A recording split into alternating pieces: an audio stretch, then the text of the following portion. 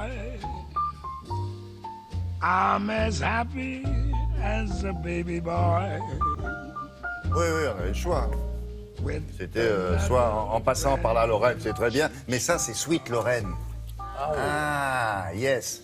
Ils very pensé, non? Alors, avec Henri-Jean Servat, on va s'intéresser à une exposition qui se déroule en Lorraine. Elle est inédite. Elle est organisée au beau château d'Arouet en hommage au duc de Lorraine. Alors, lequel duc de Lorraine? Alors, il y a eu un duc de Lorraine, c'est-à-dire il y avait eu un roi en Pologne, Oui. qui s'appelle Stanislas Egzinski. Ce roi a été détrôné, donc il a dû quitter son pays parce qu'il y a eu une révolte. Il s'est réfugié en Lorraine, où il y avait un duc de Lorraine en position qu'il a accueilli, donc là-bas.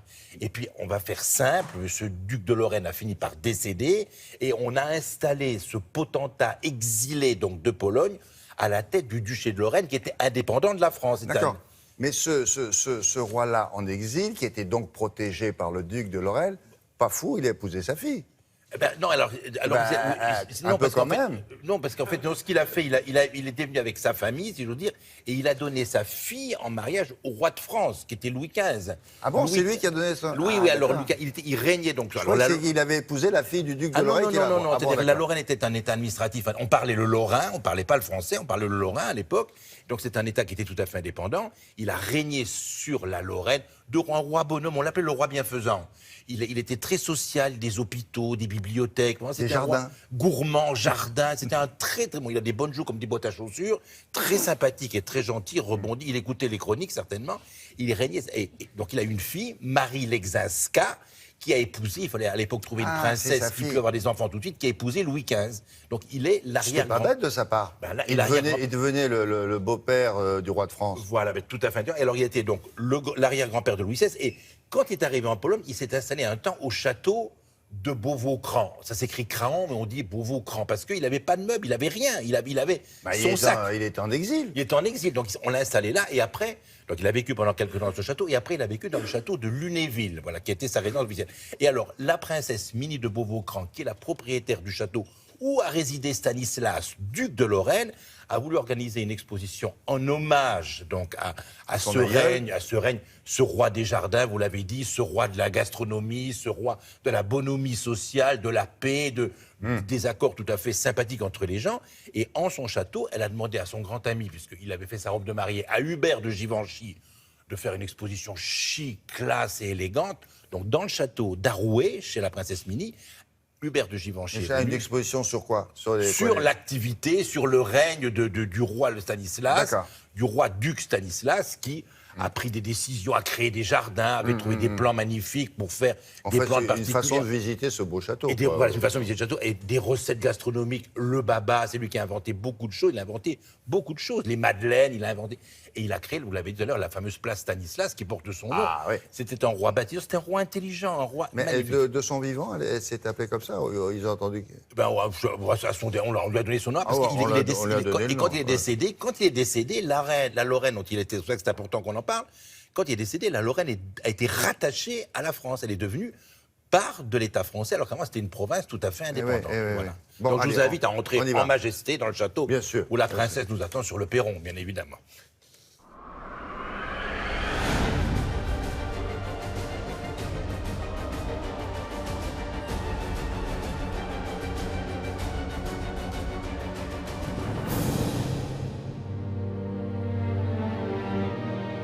Par mariage, Stanislas, roi de Pologne, était le beau-père du roi le plus puissant d'Europe, à savoir Louis XV. Stanislas, roi de Pologne, a été renversé. Il a traversé l'Europe. On ne savait pas très bien quoi en faire.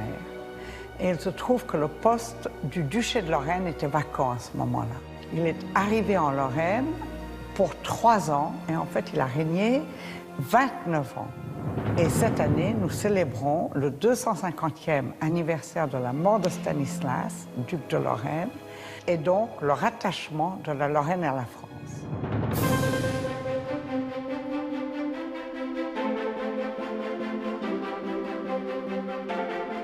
Stanislas a été très aimé par les citoyens lorrains. C'était un roi caritatif. Et c'était aussi un roi bâtisseur. Le roi Stanislas, duc de Lorraine, a créé sa propre cour à laquelle venaient notamment Voltaire, Madame du Châtelet, le Beau Saint-Lambert.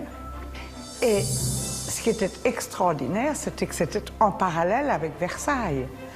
Un des châteaux que l'on voit reproduit ici est le pavillon de Chanteux, qui était une seule pièce carrée de 68 mètres de haut. Et dans ce pavillon, il avait son propre orchestre de 40 personnes qui jouaient les menuets pour le duc et sa cour. Et nous avons la chance d'avoir les reproductions de ce qu'a bâti Stanislas, duc de Lorraine, et qui malheureusement ont été toutes détruites par son gendre Louis XV à la mort de Stanislas.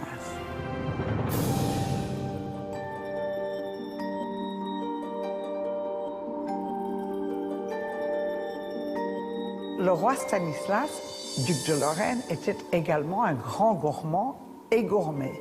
Il a introduit en Lorraine le vin de Tokay.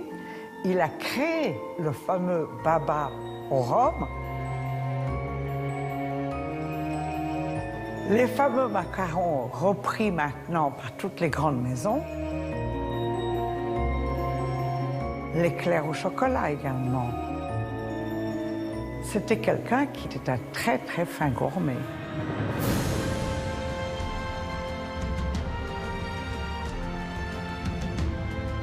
Je crois qu'il est très très important pour avoir un avenir de respecter son passé.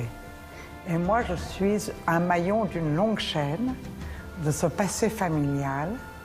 Donc je pense qu'en étant détenteur de ce magnifique patrimoine, mon rôle est de faire partager et de faire comprendre que c'est grâce à nos anciens que nous avons un futur. Il y a du monde, j'espère, pour faire le jardin. Magnifique, magnifique pour château. nettoyer. L'exposition jusqu'au 15 octobre. Il y a un livre magnifique sur le château d'Arouet qu'on peut trouver. Et André Rossineau, l'ancien maire de Nancy, a écrit une biographie du roi Stanislas. Et je vous signale que la communauté urbaine du Grand Nancy devient métropole le 1er juillet. Voilà. D'accord. Sous les auspices de Stanislas On et est de à la combien de princesse de kilomètres de Beauvau. Nancy, là?